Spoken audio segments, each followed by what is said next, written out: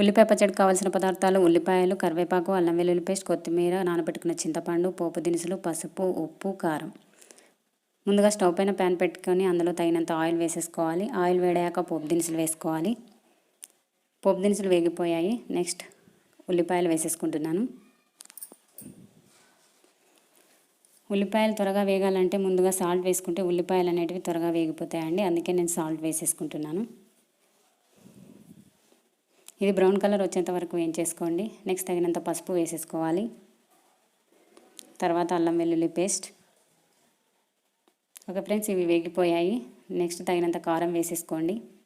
ముందుగా సాల్ట్ వేసుకున్నా కాబట్టి ఓన్లీ కారమే వేసేసుకున్నానండి. ఓకే, నానబెట్టుకున్న చింతపండు వేసేసుకోవాలి. ఓకే, నేను కరివేపాకు మర్చిపోయానండి, అందుకే లాస్ట్లో కరివేపాకు వేసేసుకున్నాను.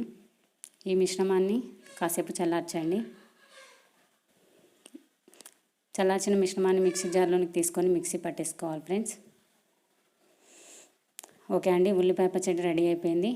బౌల్లోకి తీసుకొని సర్వ్ చేసేసుకోవాలి. నా వీడియో కనుక నచ్చినట్లయితే ప్లీజ్ లైక్ చేసి, షేర్ చేసి, అలాగే సబ్స్క్రైబ్ చేసుకోండి friends. Thank you for watching.